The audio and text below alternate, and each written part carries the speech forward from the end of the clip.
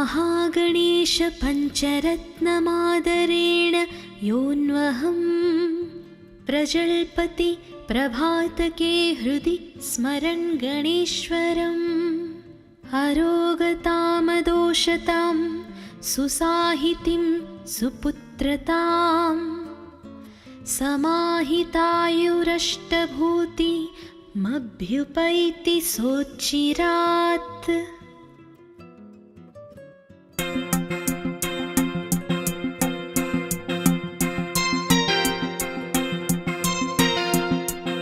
मुदाकरात्तमोदकं सदा विमुक्तिसाधकं कलाधरावतंसकं विलासिलोकरक्षकम्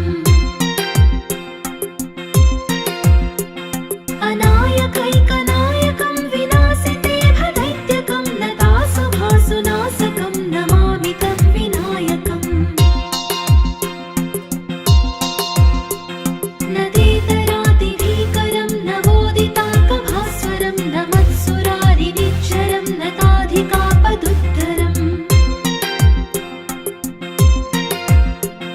सुरेश्वरं निधीश्वरं गजेश्वरं गणेश्वरं महेश्वरं तमाश्रये परात्परं निरन्तरम् समस्तलोकशङ्करं निरस्तदैत्यकुञ्जरं दरेदरोदरं वरं वरे भवक्त्रमक्षरम् कृपाकरं क्षमाकरं मुदाकरं यशस्करं मनस्करं नमस्कृतां नमस्करोमि भास्वरम् अकिञ्चनातिमार्जनं चिरन्तनोक्तिभाजनं पुरारिपूर्वनन्दनं सुरारिगर्वचर्वणम् प्रपञ्चनाशभीषणं धनञ्जयादिभूषणं कपोलदानवारणं भजे पुराणवारणम् नितान्तकान्तदन्तकान्तिमन्तकान्तकात्मजम् अचिन्त्यरूपमन्तहीनमन्तराय कृन्तनम् हृदन्तरे निरन्तरं वसन्तमेव योगिनां तमेकदन्तमेव तं विचिन्तयामि सन्ततम्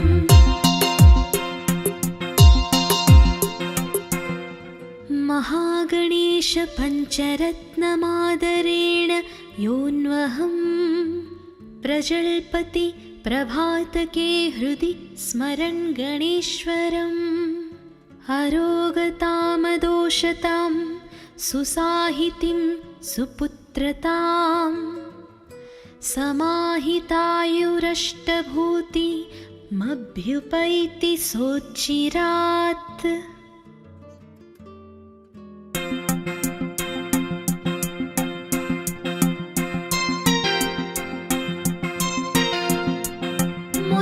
मुदाकरात्तमोदकं सदा विमुक्तिसाधकं कलाधरावतंसकं विलासिलोकरक्षकम्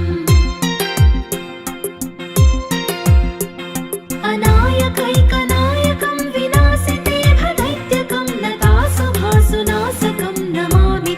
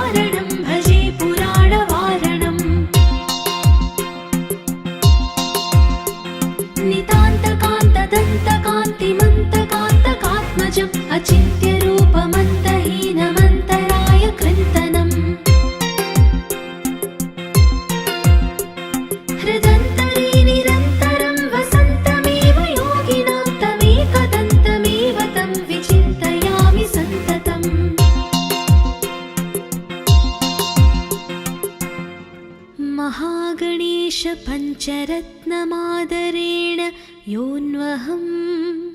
प्रजल्पति प्रभातके हृदि स्मरन् गणेश्वरम् अरोगतामदोषतां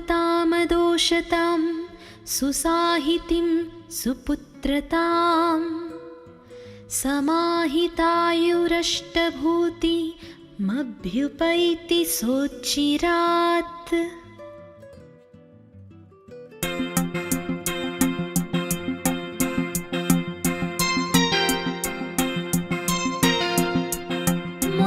मुदाकरात्तमोदकं सदा विमुक्तिसाधकं कलाधरावतंसकं विलासिलोकरक्षकम् अनायकैकनायकं विनाशितेभदैत्यकं लतासुभासुनाशकं नमामि तं विनायकम् नदेतरातिभीकरं नवोदिताकभास्वरं नमत्सुरारिनिच्चरं नताधिकापदुत्तरम् सुरेश्वरं निधीश्वरं गजेश्वरं गणेश्वरं महेश्वरं तमाश्रये परात्परं निरन्तरम् समस्तलोकशङ्करं निरस्तदैत्यकुञ्जरं दरेदरोदरं वरं वरे भवक्त्रमक्षरम्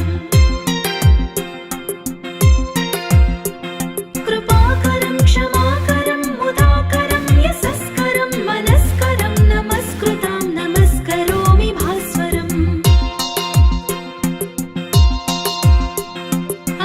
अकिञ्चनातिमार्जनं चिरन्तनोक्तिभाजनं पुरारिपूर्वनन्दनं सुरारिगर्भचर्वणम् प्रपञ्चनाशभीषणं धनञ्जयादिभूषणं कपोलदानवारणं भजे पुराणवारणम्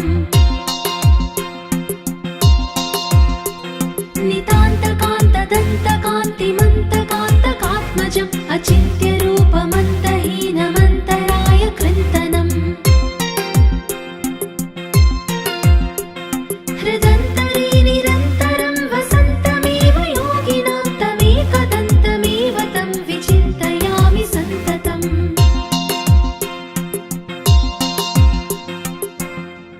महागणेश पञ्चरत्नमादरेण योऽन्वहं प्रजल्पति प्रभातके हृदि स्मरन् गणेश्वरम् अरोगतामदोषतां सुसाहितिं सुपुत्रतां समाहितायुरष्टभूतिमभ्युपैति सोच्चिरात्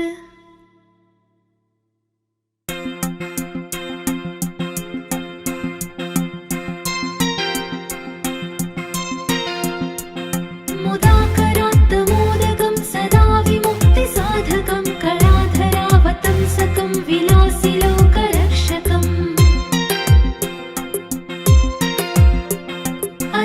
अनायकैकनायकं विनाशितेभदैत्यकं लतासुभासुनाशकं नमामि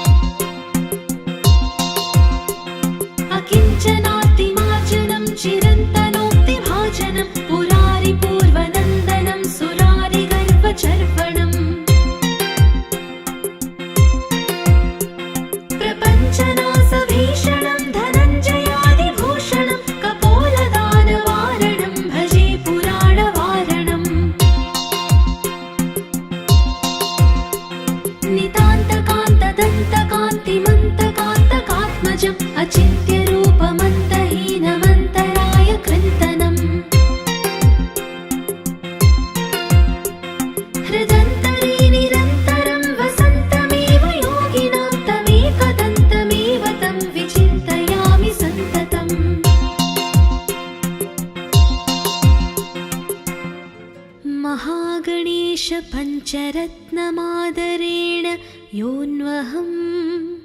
प्रजल्पति प्रभातके हृदि स्मरन् गणेश्वरम् अरोगतामदोषतां सुसाहितिं सुपुत्रतां समाहितायुरष्टभूतिमभ्युपैति सोच्चिरात्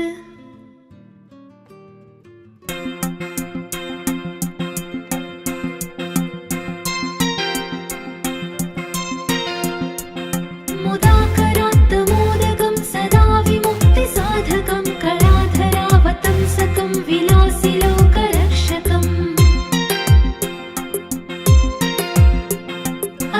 अनायकैकनायकं विनाशितेभदैत्यकं नतासुभासुनाशकं नमामि तं विनायकम् नदेतरादिभीकरं नवोदितार्कभास्वरं नमत्सुरारिनिच्चरं नताधिकापदुत्तरम्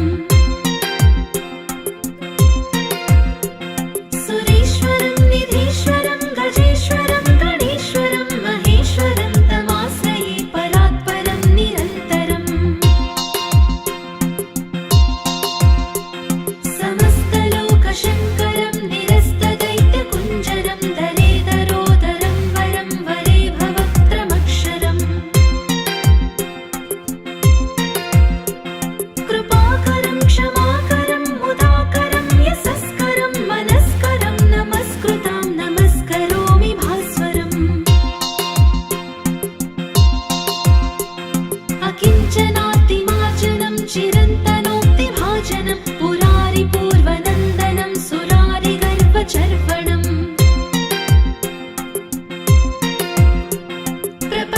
प्रपञ्चनाशभीषणं धनञ्जयादिभूषणं कपोलदानवारणं भजे पुराणवारणम्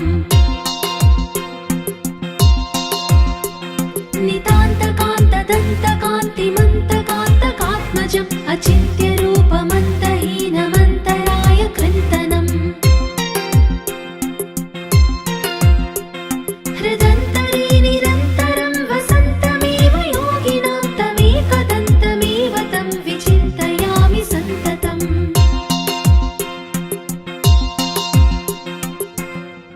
महागणेश पञ्चरत्नमादरेण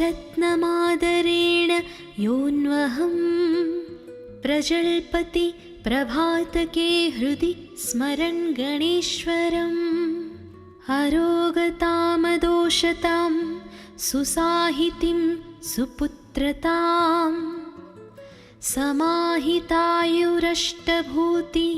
समाहितायुरष्टभूतिमभ्युपैति सोच्चिरात्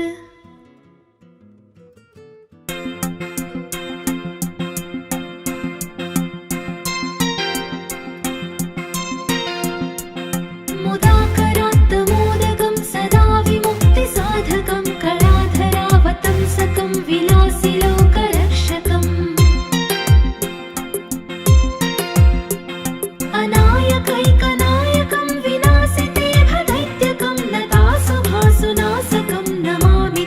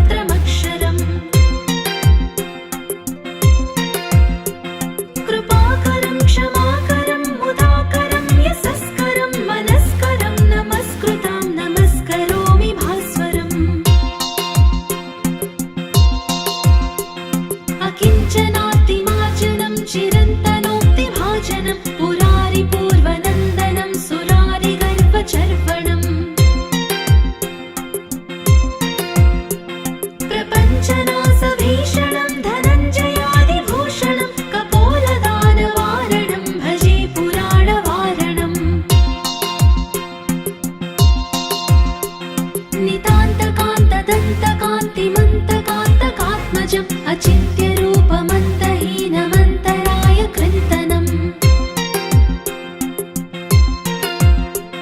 हृदन्तरे निरन्तरं वसन्तमेव योगिनां तमेकदन्तमेव तं विचिन्तयामि सन्ततम्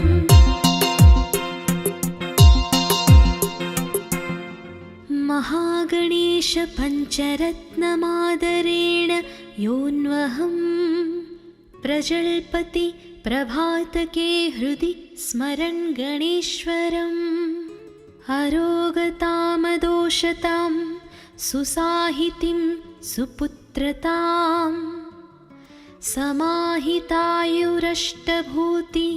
समाहितायुरष्टभूतिमभ्युपैति सोच्चिरात्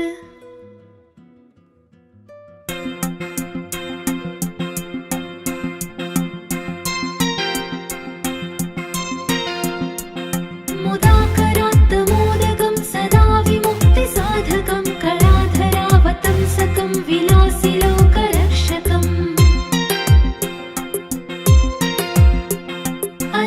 अनायकैकनायकं विनाशितेभदैत्यकं नतासुभासुनाशकं नमामि तं विनायकम्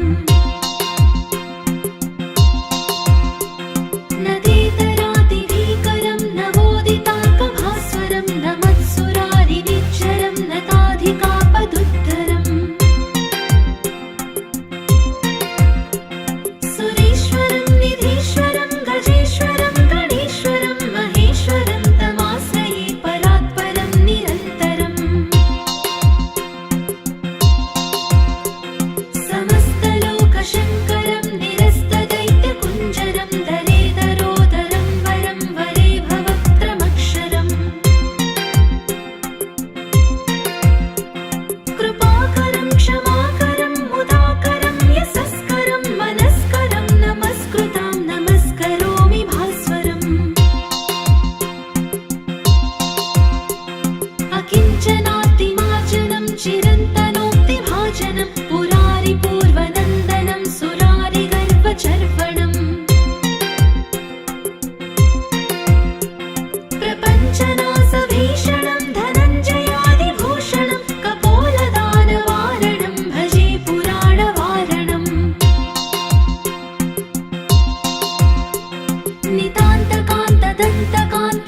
नितान्तकान्तदन्तकान्तिमन्तकान्तकात्मजम् अचिन्त्यरूपमन्तहीनमन्तराय कृन्तनम् हृदन्तरे निरन्तरं वसन्तमेव योगिनां तमेकदन्तमेव तं विचिन्तयामि सन्ततम्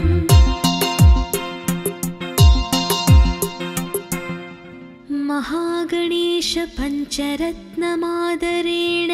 योऽन्वहं प्रजल्पति प्रभातके हृदि स्मरन् गणेश्वरम् अरोगतामदोषतां सुसाहितिं सुपुत्रतां समाहितायुरष्टभूतिमभ्युपैति सोच्चिरात्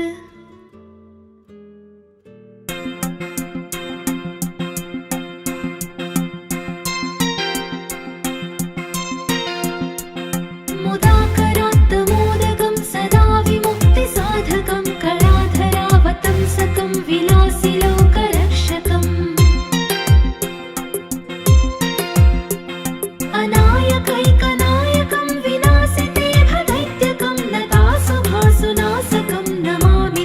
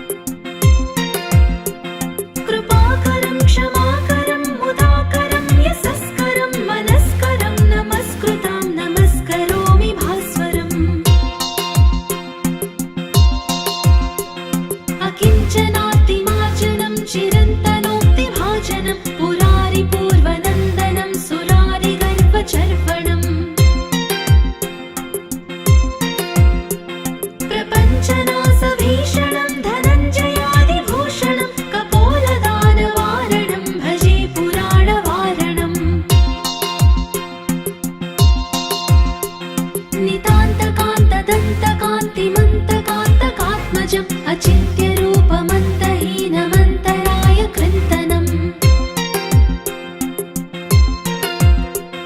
हृदन्तरे निरन्तरं वसन्तमेव योगिनां तमेकदन्तमेव तं विचिन्तयामि सन्ततम्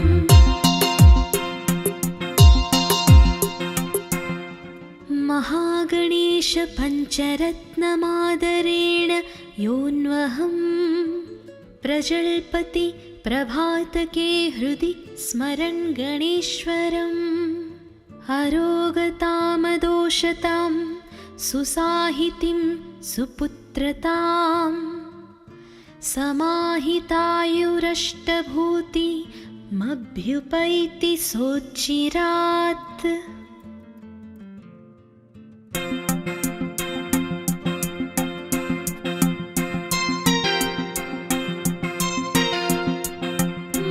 मुदाकरात्तमोदकं सदा विमुक्तिसाधकं कलाधरावतंसकं विलासिलोकरक्षकम् अनायकैकनायकं विनाशिते भदैत्यकं नतासुभासुनाशकं नमामि तं विनायकम् नदेतरातिभीकरं नवोदितार्कभास्वरं नमत्सुरारिनिच्चरं नताधिकापदुद्धरम् सुरेश्वरं निधीश्वरं गजेश्वरं गणेश्वरं महेश्वरं तमाश्रये परात्परं निरन्तरम् समस्तलोकशङ्करं निरस्तदैत्यकुञ्जरं दरेदरोदरं वरं वरे भवक्त्रमक्षरम् कृपाकरं क्षमाकरं मुदाकरं यशस्करं मनस्करं नमस्कृतां नमस्करोमि भास्वरम् अकिञ्चनातिमार्जनं चिरन्तनोक्तिभाजनं पुरारिपूर्वनन्दनं सुरारिगर्भचर्वणम् प्रपञ्चनाशभीषणं धनञ्जयादिभूषणं कपोलदानवारणं भजे पुराणवारणम्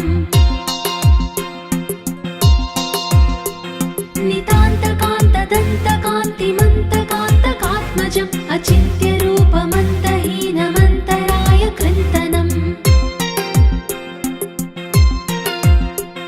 हृदन्तरे निरन्तरं वसन्तमेव योगिनां तमेकदन्तमेव तं विचिन्तयामि सन्ततम्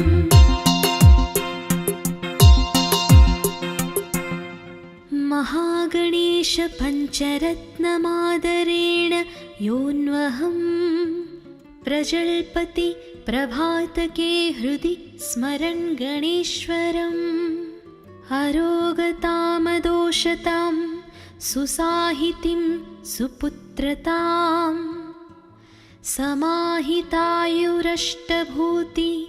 समाहितायुरष्टभूतिमभ्युपैति सोच्चिरात्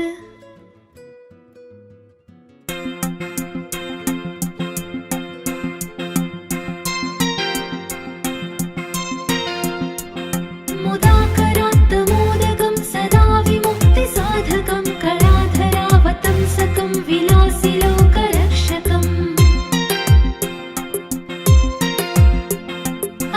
अनायकैकनायकं विनाशिते भदैत्यकं नतासुभासुनाशकं नमामि तं विनायकम् नदी